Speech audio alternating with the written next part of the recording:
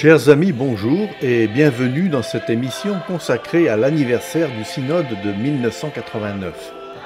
Il y a 25 ans, aujourd'hui en effet, Monseigneur Michel Copenrath organisait le 3e synode du diocèse de Papeete. Son objectif, réfléchir aux besoins pastoraux du peuple de Dieu. Monseigneur Pascal Changsoy, notre administrateur actuel, a voulu, à l'occasion de cet anniversaire, dresser un bilan pastoral des propositions de nos aînés.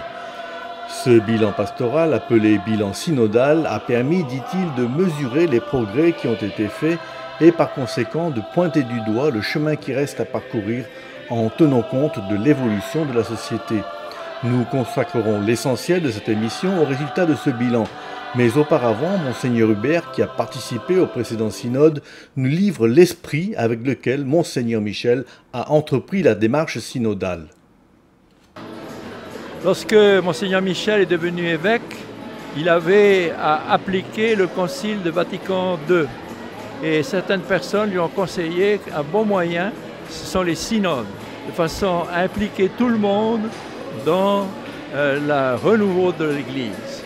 Et il y a eu une atmosphère extraordinaire. Bon, ça a été préparé pendant 7 mois par le Père Baronnet. Et là, on se retrouvait à Sainte-Thérèse tous les soirs, 3-4 jours de suite. On se retrouvait des gens de tout Haïti. On était heureux de se voir. Et en même temps, les gens se rendaient compte qu'on leur donnait de l'importance, on les consultait, on voulait travailler avec eux. L'Église n'était plus cléricale comme elle a été quelquefois, elle était vraiment participative.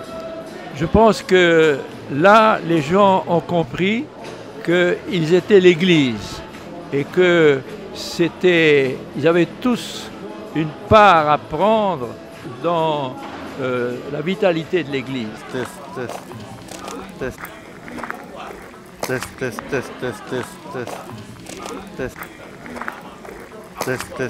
Ce bilan enveloppe tous les aspects, aussi bien spirituels que familial, que social, que sociaux, pardon, et les aspects qui touchent la jeunesse, la famille, le couple, la personne, le développement de notre pays.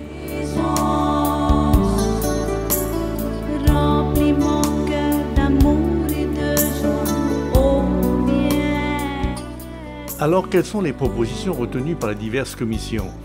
Eh bien, nous constatons que ces propositions répondent à une seule et même préoccupation: mieux se former pour mieux servir et mieux évangéliser. Mieux se former d'abord, former les familles, améliorer le fonctionnement des écoles de la foi, former à la liturgie, s'occuper des jeunes et former des cadres. Telles sont en substance les propositions que le Père Joël Oméran, le rapporteur du bilan synodal, met en avant. La famille, c'est l'essentiel de notre société, de notre Église. Alors que dit la commission de la famille? Rendre la préparation au mariage chrétien plus efficace et plus homogène. Ça, c'est ce que propose la famille. Mais comment rendre cette préparation plus efficace et plus homogène? Eh bien, en mettant en place une commission diocésaine pour la formation des intervenants en paroisse et établir, pourquoi pas, un guide officiel et unique pour tous les points essentiels à traiter. Insister également sur les conditions demandées par l'Église, à savoir la fidélité, la fécondité, la liberté et l'indissolubilité du mariage. Voilà, ça ce sont les 4 points importants du mariage. La commission, je vois que la commission nous demande aussi d'assurer un suivi après le mariage par des formations adaptées. Bon, en plus des écoles de juillet, eh bien, il y a également des retraites de couples qui se font à travers les diverses équipes de TBORA, Paneora, EFATA et bien d'autres groupes également. Alors, les retraites, que je dirais les retraites formatrices. Il y a aussi d'autres propositions sur le comment, sur les moyens à prendre. Eh bien, c'est aussi assurer un suivi après le mariage et organiser des formations complémentaires et adaptées à l'émergence des nouveaux défis sociaux. Je trouve que là, ça c'est important.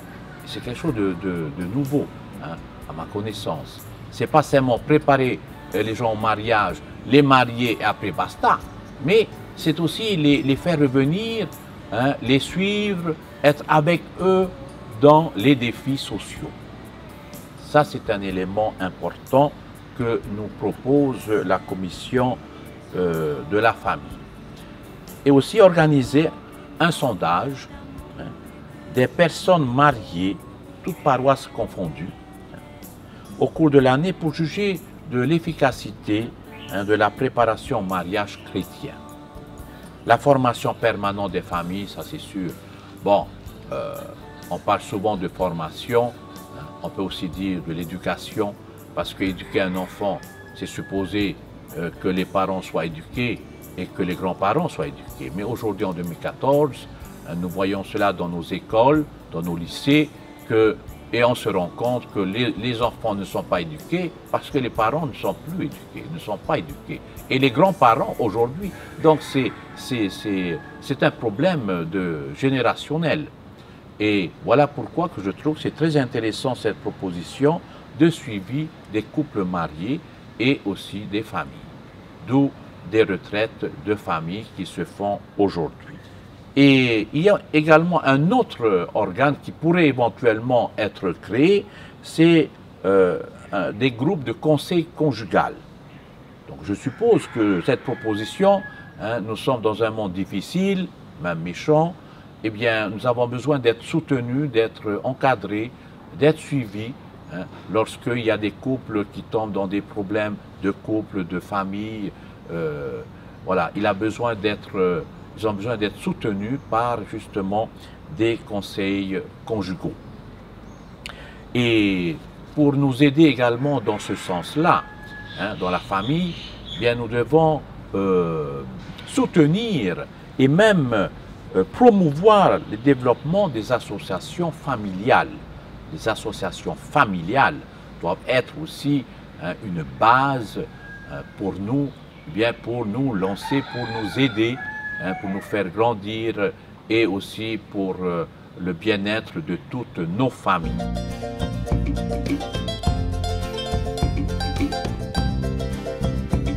D'abord, cette commission nous demande d'harmoniser entre les différentes écoles le contenu des enseignements similaires et aussi approfondir les thèmes communs tout en respectant les spécificités de chaque école. Donc, vous avez compris, ce sont les écoles du mois de juillet. Elle demande aussi, elle propose de décentraliser la formation et l'étaler sur l'année entière. Pourquoi? Eh bien, pour permettre à un plus grand nombre de personnes d'y accéder, telles celles qui ne sont pas, par exemple, disponibles en juillet, soit ils travaillent, soit ils sont en vacances ou ils sont partis.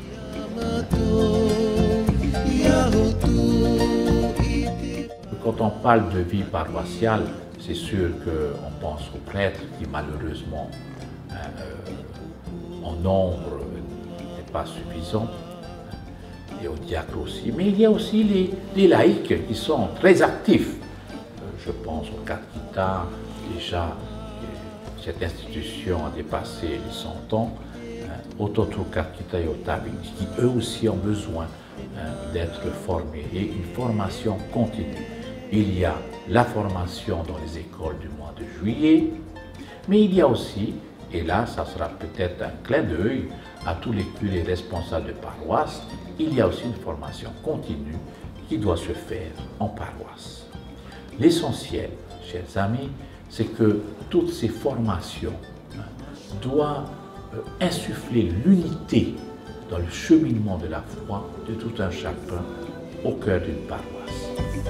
Poussé par le Saint-Esprit, envoyé par le Père. L'expérience dans notre diocèse et dans nos paroisses ont donné aussi la proposition à cette commission de la vie en paroisse, eh bien de créer, on nous propose de créer un comité liturgique diocésain, qui alors, bon, ce comité va aider et sur la musique et sur d'autres plan liturgique.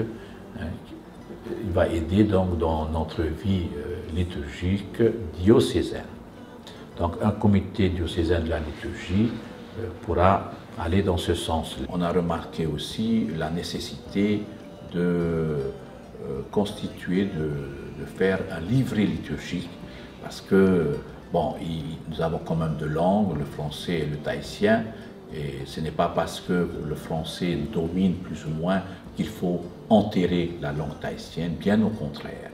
Alors, la nécessité est de faire un livret liturgique dans les deux langues, français et tahitien, et pour non seulement pour le prêtre ou le diacre qui ira dans ces îles, mais surtout c'est pour soutenir et pour aider les Katkita, les autres Katkita et les Tabini qui œuvrent et qui servent dans ces îles. La place du jeûne dans l'Église a été la préoccupation centrale de plusieurs commissions, surtout à un moment où celui-ci s'éloigne de la pratique familiale en raison de sollicitations diverses, au nombre desquelles les activités liées au monde numérique, telles que les jeux vidéo ou les réseaux sociaux. Nous devons continuer à nous intéresser, à nous ouvrir aux besoins du jeune, spécialement celui qui vient de recevoir sa confirmation. Quoi faire avec? Eh bien, d'abord, le responsabiliser. Le responsabiliser dans sa foi et dans sa vie. Et comment cela? Eh bien, en l'aidant à intérioriser un peu plus dans la prière sa foi. Il faut qu'il puisse vivre une intériorité spirituelle, que j'appellerais ça. Fermer les volets qui nous ouvrent vers le monde et ouvrir les volets qui nous ouvrent vers l'intérieur. C'est se rencontrer soi-même et rencontrer Jésus en soi. À partir de là, bien, il y a, on se connaît mieux, et parce qu'on sait qui on est, on peut donc partager. Donc aider les confirmants à intérioriser la prière. Les inviter par exemple à intégrer aussi un groupe de jeunes de la paroisse, les monts du scout, etc. Un autre point aussi, c'est accueillir et guider un jeune à s'enraciner justement sur la parole de Dieu et les sacrements, l'Eucharistie, le sacrement du pardon. C'est tellement important dans la vie de tout un chacun qui vit sa foi en tant que baptisé. Et avec ce jeune confirmé, bien peut-être faire vivre des veillées de prière à thème biblique, intégrer dans un groupe, je pense par exemple s'inscrire à SICAR ou à un autre, vivre des retraites, etc.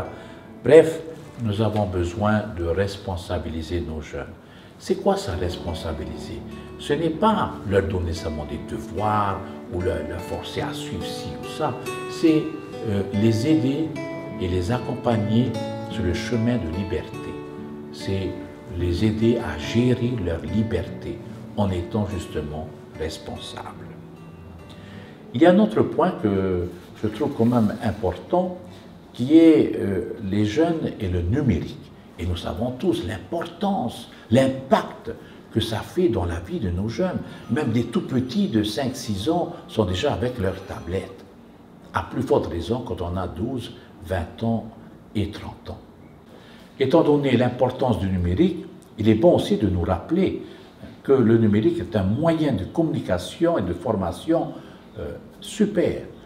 Je pense par exemple, nous pensons, et d'ailleurs c'est bien exprimé dans la commission des jeunes, de prendre le numérique comme moyen de catéchiser, moyen de catéchiser nos jeunes, nos enfants, et peut-être, et pourquoi pas nos adultes, parce que dans les paroisses maintenant, on peut le faire.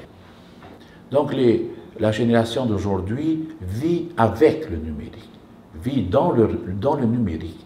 Maintenant, la commission des jeunes, non seulement voit bien l'impact du numérique sur les jeunes, mais il y a aussi, parce qu'on ne doit pas diaboliser non plus le numérique, puisque nous voyons et nous avons des avantages.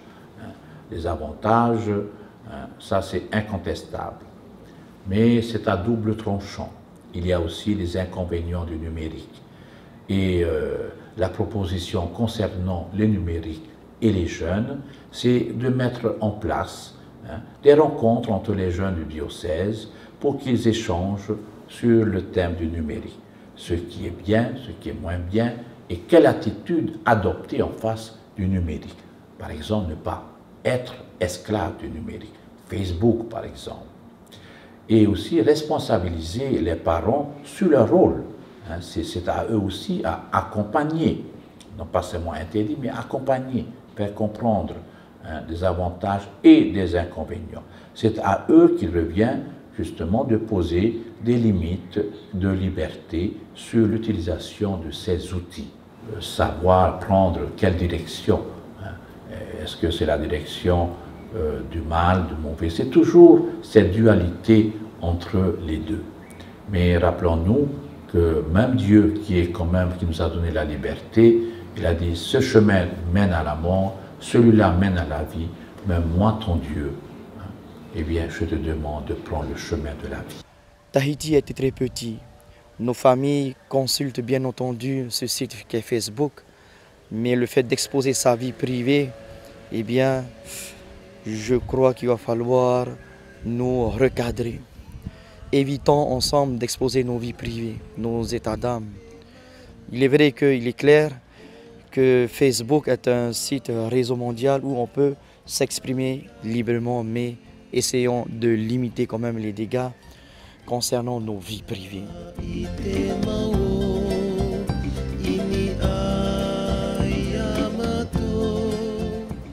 D'abord, de constituer un comité d'évangélisation, ou plutôt une équipe mobile, un peu comme nous voyons dans l'éducation et dans la santé, une équipe mobile qui pourrait, à la demande de chaque curé des îles, venir dans cette île ou dans une autre île, et ceci va aider justement au manque de prêtres, de diacres, et évidemment soutenir fortement les Katkita et les Tavili de ces mêmes îles qui demanderont l'apport ou l'aide de cette équipe mobile. Le temps est là pour notre Église. Évidemment, quand on parle d'équipe, on parle aussi de coordinateur.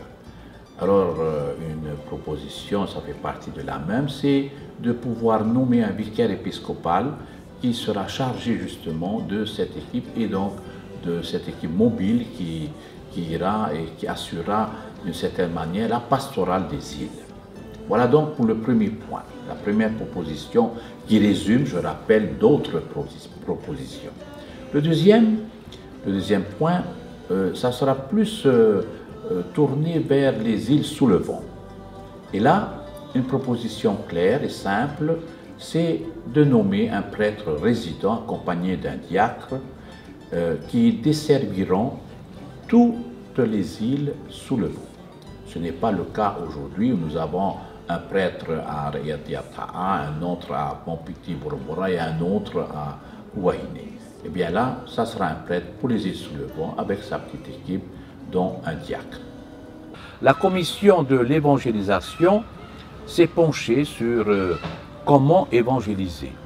Nous savons qu'il y a des équipes, je dirais, d'évangélisation, Paneora, Efata, un des plus anciens, les Pupo Rotario, donc le rosaire vivant, le renouveau charismatique, d'autres communautés nouvelles, Notre-Dame des Apôtres, la fraternité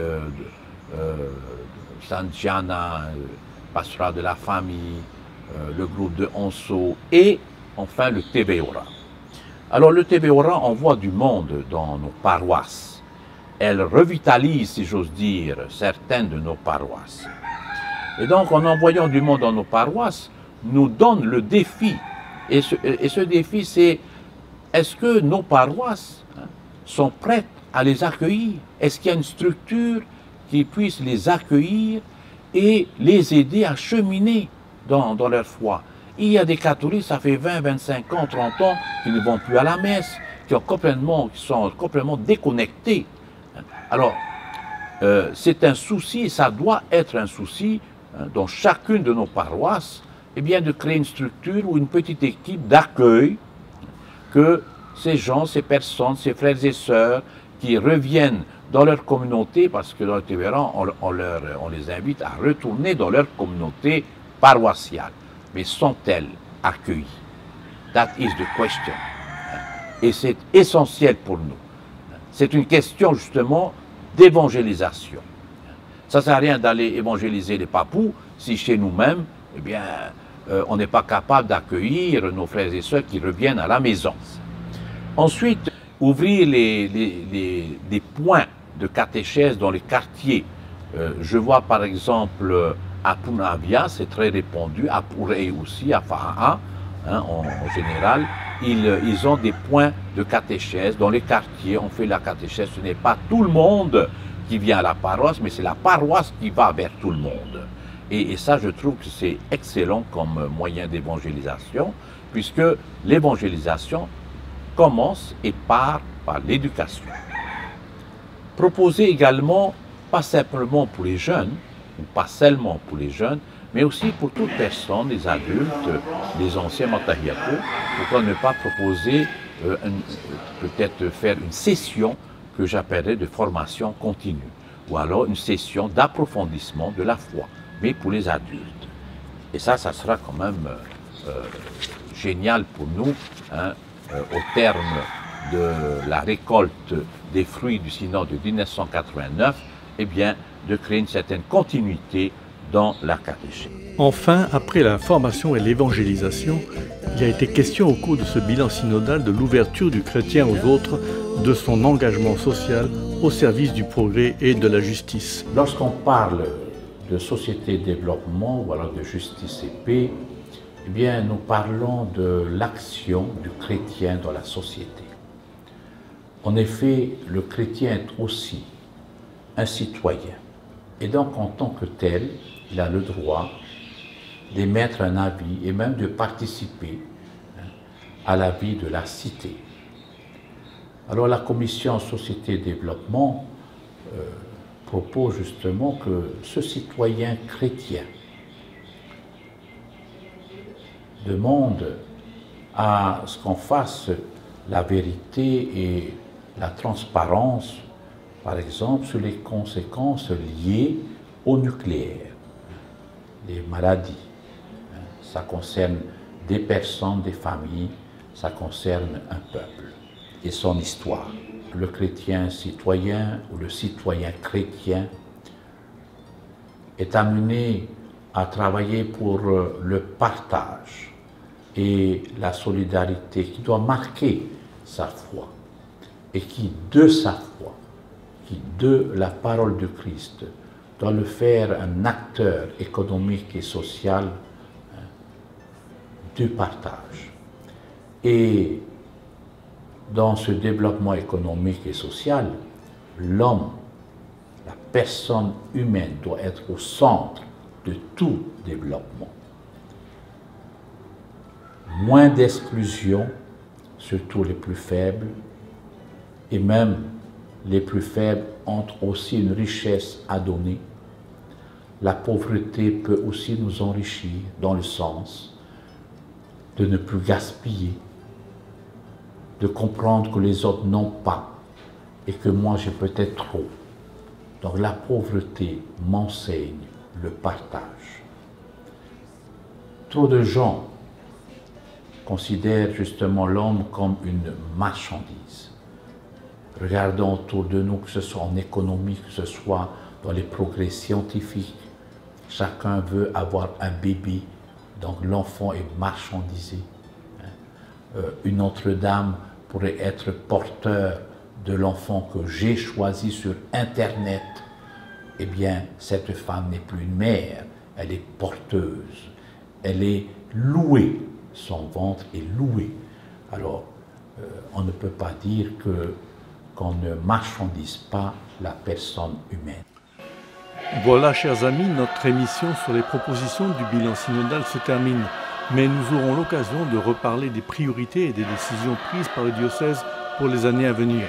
Le temps de la réflexion est à présent terminé. Celui de l'action, dit Monseigneur Pascal, débutera avec le temps de carême. Retrouvez-nous sur Internet.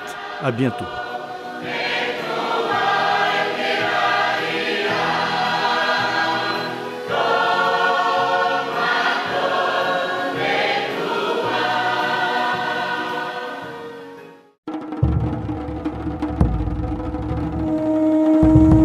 Chers amis de Polynésie, Yorana, à l'approche de la nouvelle année 2015, je voudrais apporter mes meilleurs souhaits à toutes et à tous, aussi bien aux personnes qui partagent notre foi en Jésus-Christ qu'aux personnes de bonne volonté qui veulent contribuer au bien-être de tous. En effet, c'est un message d'espérance et de confiance que je souhaite transmettre à chacune et chacun de vous. Dans un monde porteur de plaies infligées par la pauvreté, le manque d'emploi, l'insuffisance de logements décents, la maltraitance, beaucoup d'entre vous sont tentés de désespérer.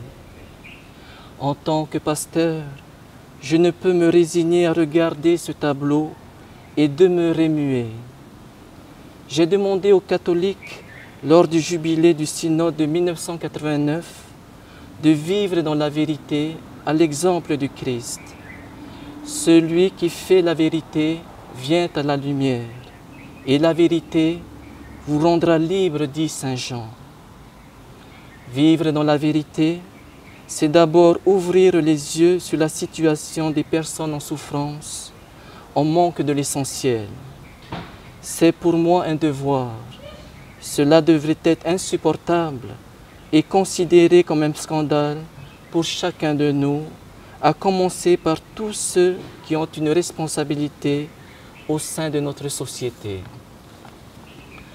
Comme l'affirmait le pape François en novembre dernier au Conseil de l'Europe, sans cette recherche de la vérité, chacun devient la mesure de soi-même et de son propre agir.